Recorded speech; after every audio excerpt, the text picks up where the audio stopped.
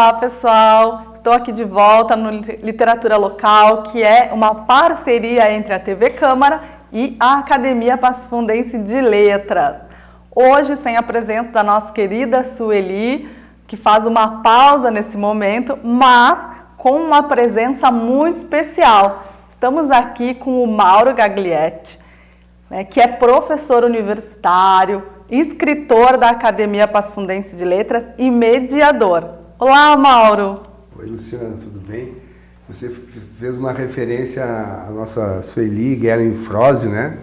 Que marcou e vai marcar ainda. Ela só deu uma pausa para dar um olhar, uma atenção, um cuidado à família, né? Família. A Sueli, a gente admira ela porque todo mundo que ela ama, ela cuida bem direitinho, né? É o caso da família dela, então a gente vai aguardar e respeitar essa pausa, que é uma palavra elegante que você utilizou, respeitosa, né? E também fazer uma homenagem ao nosso colega da Academia Passo Fundense de Letras, o Paulo Monteiro, que muito tempo esteve à frente aqui do programa. E também no sábado passado, dia 9, a nossa academia fez uma homenagem à nossa querida Marisa Zílio, que faleceu no meio da pandemia. Então a gente acolheu os familiares, os amigos, né? Isso aí. E as pessoas que ela fez a diferença na vida com o tom veludo de voz. Verdade, Mauro. A academia é muito plural e as pessoas também são muito dedicadas, muito engajadas, né, Mauro? Hoje a gente vai dar um olhar para esse cuidado também, né? A gente vai estar falando um pouco das tuas obras e em algumas delas fala sobre a importância do cuidar, ainda mais nesse momento de pandemia, onde a gente ainda se encontra. Seja muito bem-vindo, Mauro. É um prazer essa entrevista. Não é entrevista, vamos conversar aqui, né? Um bate-papo. Mas formalmente é uma entrevista, ser entrevistado por uma colega da Academia Passo Fundense de Letras e uma escritora, né, com grande talento. E os livros seus, Luciana, deveriam assim ser bastante acolhidos pelas famílias e pelas escolas, na medida em que você recupera algo que é valioso, né? Que é a contação de histórias, né? Não é por acaso que as novelas fazem tanto sucesso, porque contam uma história, né? Você conta a história, enriquece a imaginação, né, das crianças. Verdade. E um país sem imaginação é um país sem criatividade, é um país com poucos cientistas, é um país com poucos artistas, né? Então você contribui de forma muito preciosa. Então é um prazer imenso estar aqui sendo entrevistado, né, por você. O prazer é nosso, Mauro. E por falar em histórias, estamos ainda vivendo, né, um momento bem delicado na nossa história, na história do mundo, que é passando por uma pandemia. Quantas histórias não estão surgindo desse período? Algumas bastante delicadas, né? Bastante sensíveis. E você explora isso muito bem nessa obra que eu vou mostrar agora. Covid-19, o avesso do desavesso. Esse livro lançado no calor do momento de pandemia, né? Nesse turbilhão de emoções, que todos nós, todas as famílias, todos os países foram lançados num momento delicado, um momento de muitas emoções, de muitos sentimentos, muitas turbulências também, né, Mauro? Me fala um pouquinho como é que foi escrever esse livro nesse momento tão delicado e que o mundo inteiro viveu e ainda vive, né? Com um pouco mais de tranquilidade, mas ainda estamos vivendo. A pergunta ela é muito apropriada, né? Porque não é fácil a gente entender o que está acontecendo no momento que está acontecendo. Normalmente se leva, no mínimo, 10 anos, né? Daqui a 10 anos, nós vamos, no mínimo, nós vamos tentar desenhar algo próximo do que as pessoas, todos nós, estamos vivendo no mundo hoje, né? Porque a pandemia é um evento, daria para se dizer, um evento total, ele é um evento sistêmico. Não é apenas sanitário, né? Ele envolve o aspecto da vida, o aspecto da economia, da política, da ciência, da ideologia, da cultura, das crenças.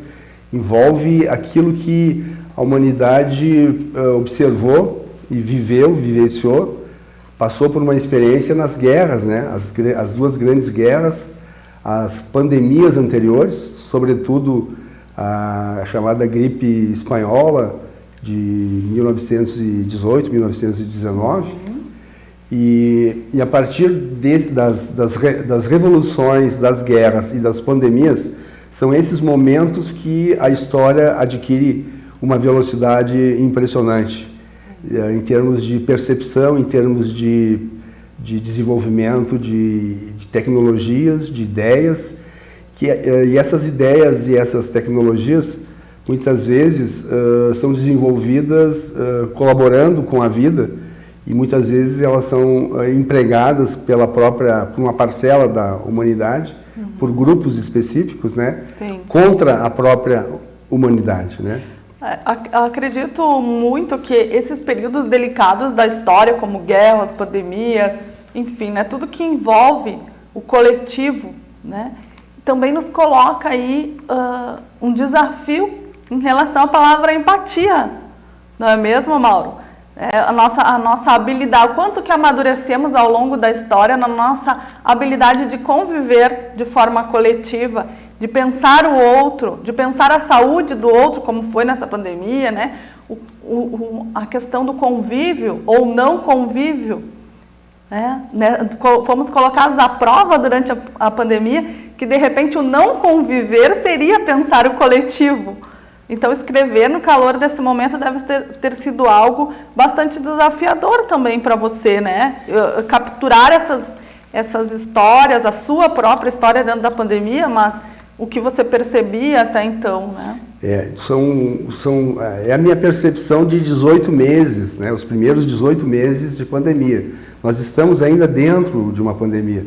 Enquanto os países mais ricos não auxiliarem os países mais pobres no processo de vacinação em massa, em várias doses, né, a pandemia vai continuar existindo, porque o mundo hoje está cada vez mais conectado, interligado, né? O que acontece num canto do mundo repercute em todos os países de uma forma ou outra, né? E além da pandemia, nós temos essa ocupação aí da Ucrânia pelas tropas russas. O povo russo não apoia isso. O povo russo, a grande parte da população ucraniana tem parentes na Rússia, então é primo lutando contra primo, decidido por um governo extremamente autoritário. Então a gente se preocupa muito, porque a vitória do Putin, caso isso ocorra, vai incentivar muitos governantes, muitos ditadores a fazerem o mesmo, né? Isso aí é preocupante porque pode gerar a Terceira Guerra Mundial.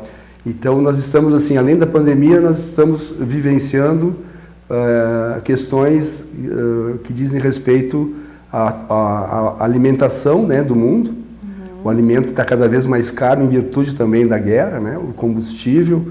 Então, tudo que acontece num canto do planeta repercute. Isso, existe um termo muito moderno para isso, né? Você falou agora, me veio à mente, que é estarmos hiperconectados. Somos gerações hiperconectadas. É através do evento internet, de várias tecnologias que se ligam à internet, somos hiperconectados, mas também, e não só isso, porque estamos nos deslocando entre países cada vez mais. Um pouquinho antes de começarmos o programa, estávamos conversando que ambos não somos passo-fundenses e moramos aqui uma vida, né, nessa cidade. E assim é entre cidades, entre estados, entre países. Então, as famílias se tornaram também mundiais, digamos assim, né? Porque temos famílias brasileiras morando por toda a Europa, na Ásia, enfim, né, em todos os continentes. E assim é também na Europa, que é um continente até bastante... são países menores, com fronteiras ali muito tênues. Então, não existe mais essa hipernacionalidade, não deveria mais, né, ser um sentimento assim tão nacionalista extremo, porque estamos espalhados pelo globo enquanto raça humana. E a pandemia tem nos colocado à prova em relação a isso. As guerras também, né, que a gente esperava aí uma evolução humana, que elas fossem se diluindo, a gente está sendo testado novamente com novos conflitos, não só na Ucrânia, mas a gente sabe que existem outros países com conflitos muito sérios, né? Então é um teste para a nossa evolução, a evolução humana, a evolução da empatia, a evolução do diálogo, que é algo que é também da tua área, né? Esse convite ao diálogo através da mediação. Você é, além de autor, professor, acadêmico da Academia Pasfundense de Letras, você também se define como mediador. Tu trabalhas essa área da mediação do conflito e da mediação dos problemas, digamos assim, né? Estão presentes em situações pandêmicas, em situações de guerra. E aonde mais, né, Mauro? Queria que tu falasse um pouquinho o que é a mediação e onde é possível aplicar, né, esse diálogo mais empático. É bem interessante essa conexão que você faz entre os dois livros, né? Então, o primeiro livro, o Covid-19, o Avesso do Desavesso, tenta mostrar que a gente faz parte de uma comunidade do destino, né? Então, a única forma da gente enfrentar todos os problemas, seja a pandemia, seja as guerras, seja a fome, todos os problemas do mundo, é o desenvolvimento de uma atitude de solidariedade, uma atitude de cooperação. Nos dois livros, né, o segundo livro, que é a mediação, a quinta essência da redução do dano existencial, ambos os livros editados pela Lumen Juris, que é a editora no Rio de Janeiro, que eu agradeço imensamente todo o apoio que a editora, a equipe editorial tem dado, né, no lançamento. Já são mais de 19 cidades que eu já lancei o livro, a convite de pessoas que estão lendo, estão querendo até aproveitar a desculpa do livro, da sessão de autógrafos, das palestras, para voltar a conviver, porque nós somos seres humanos, como você falou, né? Nós somos pertencentes à espécie, aos sapiens, e o sapiens só existe na linguagem, é na linguagem que nós existimos. Antes de uma realidade se tornar realidade, ela passa pela linguagem. E essa linguagem, ela é fundante de uma nova situação que ela pode ser extraída, né, do aprendizado. Então, eu me refiro ali no livro da Covid-19, o Avesso do Desavesso, eu tento recuperar a partir da literatura, tem um capítulo dedicado à literatura, o que foi escrito, por exemplo, em relação à peste, né, em relação à pandemia da gripe espanhola. E lá, naquele momento de 1918, se você lê a peste, parece que o Camus está descrevendo a nossa atual situação. As coisas vão seguindo em ciclos, né, cíclicas. A gente volta em alguns momentos da história e acaba se observando, refletindo nesses momentos anteriores, né? Mas, Mauro, a gente vai falar mais sobre a mediação no segundo bloco desse programa. A gente vai dar um pequeno intervalo, porque esse tema é um tema bastante instigante e a gente já volta para falar sobre ele, certo? Com certeza. Vamos para o nosso intervalo, daqui a pouquinho a gente volta.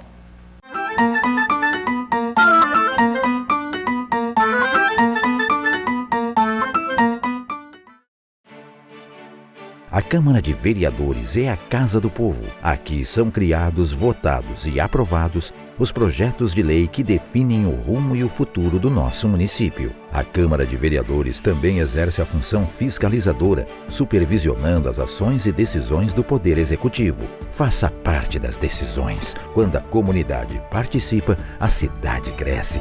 E as conquistas são de todos. Câmara de Vereadores de Passo Fundo.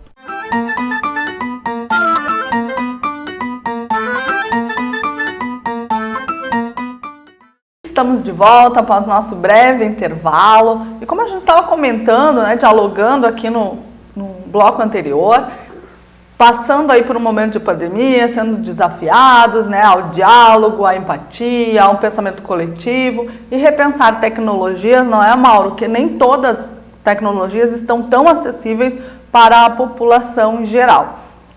E a gente entrou no assunto de mediação.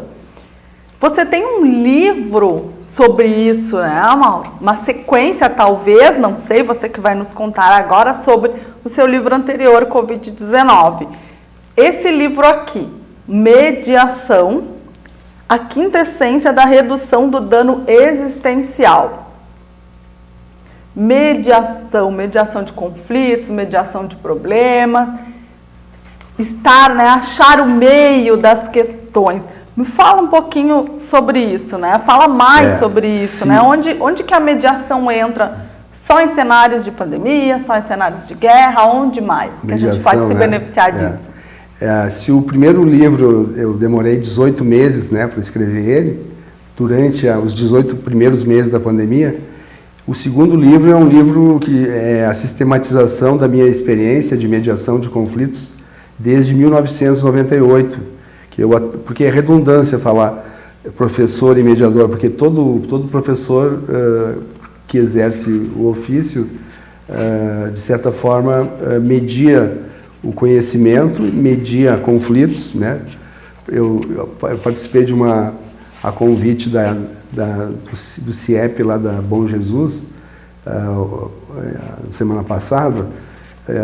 O professor media conflito da comunidade, o professor media conflito dentro da escola. Quer dizer, essa experiência de mediador é uma experiência que é de professor, que ela é bem anterior, né? E é uma experiência de mediador fora da sala de aula. Mediar um conflito, inicialmente, significa fazer com que a empatia possa ser aprendida, desenvolvida, aproveitando o momento que as pessoas entram em conflito. Porque o conflito tem sido algo inevitável, né? Quando há um encontro de pessoas diferentes, o conflito não poderia ser olhado como algo negativo ou positivo. Nós vamos ter que nos preparar para o quê? Para aproveitar uma situação de desavença, para fazer com que cada um se responsabilize pelas suas ideias, pelos seus pensamentos, pelo seu comportamento e assuma também a responsabilidade de auxiliar a encontrar soluções. A maioria das pessoas se acostumaram a delegar para um terceiro a resolução dos problemas de uma família, de uma empresa, de uma organização. Nós trabalhamos com a ideia de que na república, na democracia, a palavra ela precisa circular. A palavra ela não pode ficar monopolizada. A palavra precisa ser compartilhada. O conflito faz parte da vida, né? Acredito muito nisso. Diariamente passamos por pequenos ou grandes conflitos e conflitos interiores também.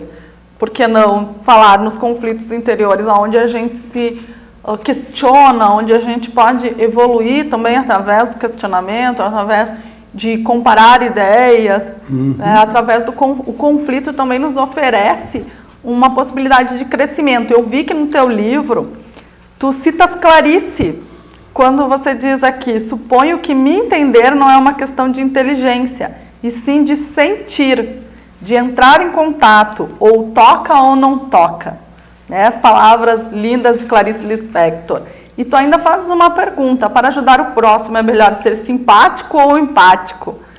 Essa convivência e os sentidos, o sentir, as emoções, não somos seres 100% racionais, exato, conscientes, não é mesmo? Os dois livros que eu escrevi partem, sobretudo, do desenvolvimento de uma pesquisa do campo da biologia que mostra que nós nascemos empáticos. A biologia do Maturana, do Varela, né, mostra que as crianças são empáticas, perdem a empatia na convivência com adultos que perderam a capacidade de se conectar e de respeitar o outro na sua diferença. A maioria está sendo orientada culturalmente para impor a sua verdade como se fosse a única.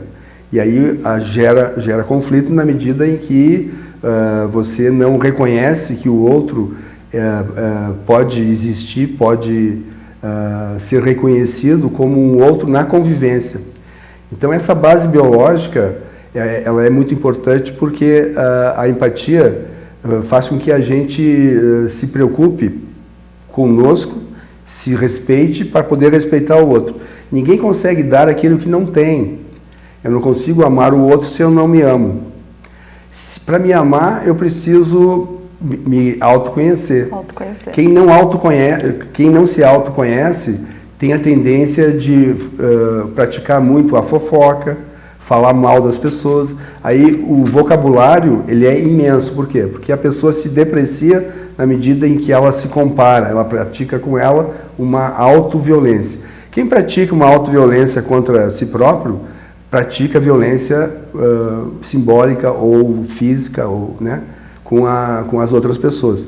Então, a gente parte do pressuposto que para conseguir uma sociedade mais pacífica, que a democracia possa fazer com que todo mundo possa ser igual e respeitado perante a lei, que a lei seja aplicada da mesma medida para todas as pessoas, independente de etnia, de conta bancária, de corpo, né? Enquanto não existir isso, nós estaremos numa sociedade violenta. E a violência ela começa pela comunicação, né? A comunicação. O aceitar também a ideia do outro, né? A empatia passa por isso, né? É uma palavra tão pequena, tão simples, tão citada em redes sociais, mas desafiadora no momento da vivência, né? A empatia. E muitas vezes as pessoas percebem que a paz passa pela ausência do conflito.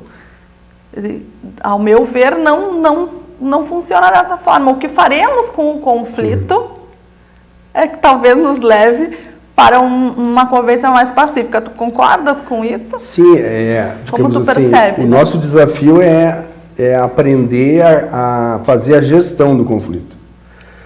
É como se o conflito fosse um limão e você não se dá bem com a acidez do limão. Então, aprender a metáfora do limão, né? Utilizar o limão para fazer uma boa limonada, que contente a todos os envolvidos no problema. Então, é como se a gente tivesse assim, duas pessoas disputando uma laranja, né? A cultura brasileira é a cultura deixa que eu resolvo.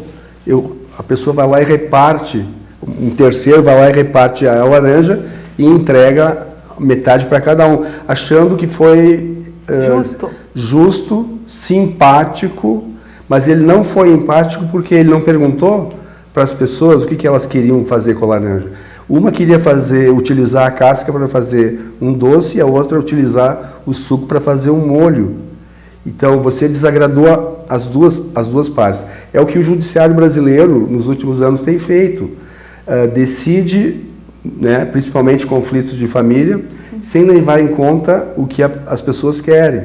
É o judiciário que mais trabalha no mundo, é a magistratura brasileira.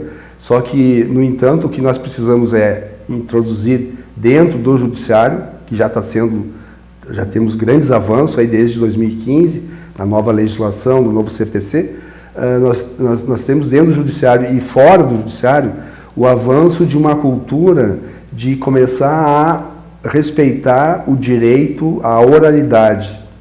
Você imagina que o direito à oralidade, o respeito ao outro, precisa vir de lei. Quer dizer, um casal precisa discutir a relação antes de procurar o judiciário. Isso está em lei. Isso aí a gente deveria aprender com a família e na escola, né? Então, quando a família prussiana falha, quando a escola não consegue dar conta daquele turbilhão de demanda que chega para serem educados e ensinados, né? As pessoas perdem a oportunidade, desde a educação infantil, de aprender a resolver os conflitos pelo diálogo. Porque sempre vem um adulto achando que o adulto vai resolver o problema. Isso também passa pela sobrecarga, né, que estamos emocional que as famílias vivem no nosso país, né? No Brasil a gente ainda vê muita desigualdade. Isso passa pela desigualdade social, isso passa pela desigualdade de acesso à educação, a própria literatura que pode ajudar muito nesse pensamento coletivo, empático, nem todos têm acesso. Então a gente também vê famílias muito bombardeadas pela sobrevivência, e muitas vezes não conseguindo lidar com aquele autorreflexão, o aprender, e isso vai refletir nas crianças, vai refletir no social. Eu trabalho muito com a literatura infantil e com a literatura para criança e com a criança, e a gente ainda vê que essa falta de escuta que você refere acontece ainda mais em relação às crianças. Ou não perceber a criança como um sujeito que tem uma opinião, que está vivenciando também aquele momento durante a pandemia. A gente viu aí também quantas crianças foram afetadas. Então, esse hábito de ouvir realmente já começa dentro da família e ouvindo a criança, ouvindo o familiar, e vai se estendendo para fora da família, não é, Mauro?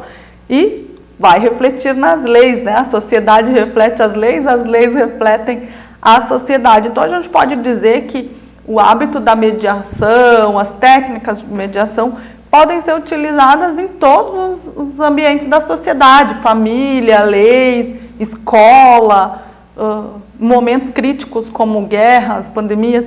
Está correto afirmar isso, Mauro? Sim, perfeitamente, porque, veja bem, antes da pandemia nós já tínhamos níveis assustadores de depressão, de angústia e ansiedade.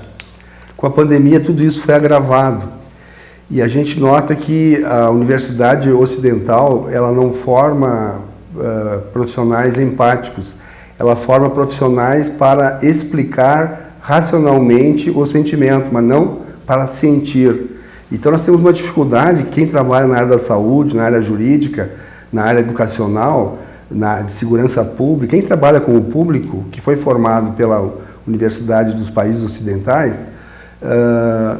tendem a explicar as questões que são demandadas até determinados profissionais, e sem dar condições de espaço temporal para que as pessoas possam falar.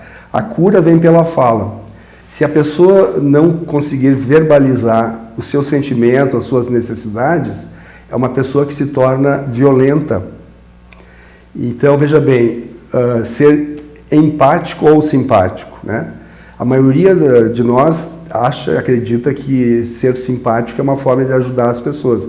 Na verdade, quando você é simpático, você está colocando o seu paradigma, a sua crença na frente e anulando o sistema de crenças e valores das outras pessoas. Então você não escuta com a alma, você escuta com o intelecto. Então eu coloco ali num dos capítulos escutar e ouvir, né? São coisas diferentes. A maioria de nós consegue fisiologicamente ouvir. Agora, escutar é você se conectar com a energia vital da outra pessoa, respeitando o que ela faz, o que ela pensa, não precisar concordar com ela. Quando ela conseguir falar para um parente, um familiar, um profissional, aquilo que ela está sentindo e necessitando, quando ela aprender esse vocabulário, que é muito difícil, o vocabulário que a maioria das pessoas utiliza é de ofensa, de agressão, da fofoca e de impor a verdade, a sua verdade. Vencer o conflito através de mais conflito, de mais agressão. Eu vejo que tu mantens muito a coerência no momento que tu, durante o teu livro, tu também cita outros autores, né? As linhas de Harvard, de Cobb, Parati. Tu falas aqui também que a mediação passa por diversas óticas, diversos meios de mediar, né? Diversas formas de mediar. Dentro de cada conflito será utilizada uma determinada técnica. Isso vem também um pouco da filosofia, essa coisa de observar várias linhas, testar várias técnicas, ouvir de acordo com a situação, refletir a situação. Nada é eterno, nada é a certeza absoluta, né, Mauro? E você coloca essa experiência filosófica há alguns anos em prática, através do Café Filosófico, não é mesmo? Desde 2009, tu tens um evento que parte não de ti para os outros, mas dos outros para a ideia do café filosófico. E eu queria que tu falasse um pouco sobre isso. Sim. Né? O que é o café filosófico, se essa experiência filosófica se reflete nas tuas obras também. O Café Filosófico aconteceu, a primeira edição, nós estamos na 27ª edição aqui, em 2022. A primeira edição aconteceu no pub aqui em Passo Fundo. A segunda e a terceira edições aconteceram em Buenos Aires. Houve um deslocamento aqui de 3 ônibus, né, de 3 cidades diferentes aqui do Rio Grande do Sul, sendo coordenados por Passo Fundo, né? E a gente foi para Buenos Aires para retribuir a presença de um dos maiores juristas, né, da América Latina, o Luiz Alberto Vará, que esteve aqui no primeiro Café Filosófico, reunindo cerca de mais de 250 pessoas. Foi um momento mágico. E de lá para cá, a Academia Passo Fundo de Letras acolhe sempre ideias, né, de livrarias, de cafés, de pubs, de personalidades, de pessoas que têm uma ideia, que querem discutir, debater, conversar sobre um tema. Então, a gente toma café, geralmente tem entre 30, 40 pessoas, até esse de 250, que foi o primeiro Café Filosófico. Os temas são os mais variados possíveis e é um braço cultural da Academia Passo Fundo de Letras que é estendido junto a vários parceiros da cidade. E teve um momento na rádio com a própria Sueli, né? Sim. Então, é um programa é um projeto que vai a vários ambientes, como você falou, cafés, livrarias, rádio. A Sueli e a Marisa Zílio, a nossa querida, né, Marisa Zílio, que faleceu recentemente, a gente marcou durante muitos sábados, né, entre 2013 e 2015, numa rádio local. E conhecemos o Dr. Aventino Agostini, né, que tem uma obra maravilhosa no campo da medicina e no campo da pedagogia, e o Luiz Carlos Nogari dos Santos nesses cafés filosóficos, entre tantas outras pessoas que formamos, né, uma bela amizade. Que legal, muito dinâmico. Bom, a gente vai chegando no finzinho dessa conversa, que foi uma delícia, Mauro. Assim, muito obrigada por todos esses temas que renderiam outros programas ainda, né? Mas a gente vai terminando aqui o Literatura Local de hoje. Só que antes da gente encerrar, eu quero te perguntar: onde as pessoas podem encontrar os teus livros, né? O que a gente apresentou durante o programa hoje, o Covid-19, o Mediação. Onde as pessoas podem te encontrar também e adquirir os teus livros? Pode ser no Café Amélia, na frente do Notre Dame. Pode ser na outras páginas, na Delta, no Sebo Café, livrarias de Passo Fundo, no Amazon e também no site da editora Lumen Juris. Que bacana. Antes que a gente encerre, de fato, o nosso Literatura Local de hoje, e dê o nosso tchau, que o Mauro dê a mensagem final dele, eu gostaria de contar uma pequena novidade para quem está nos assistindo. Durante essa pausa da nossa querida Sueli Gellenfroese, que a gente ainda está sentindo, nós estaremos intercalando aqui no Literatura Local as apresentações. Teremos aí 3 apresentadores durante esse período. Eu, Luciana Marinho, o nosso colega de APL Letras, Aleixo da Rosa, e eventualmente o Mauro também estará aqui conosco, né, com a possibilidade que a agenda dele der, para estar trazendo assuntos relevantes aí na literatura, trabalhos, projetos, livros novos da literatura aqui de Passo Fundo. Então fiquem com a gente semanalmente, vai ter muita novidade por aqui. Mauro, queres deixar uma mensagem, dar um tchau? Bem, Luciana, muito obrigado pelo convite, né? É um prazer, né? Está sendo um prazer enorme estar aqui. A mensagem final é que a gente possa... A grande mudança, né? A gente aprendeu com Gandhi na libertação da Índia do Império Britânico. A grande mudança começa pela gente. Ela vai chegando, né? A palavra tem energia.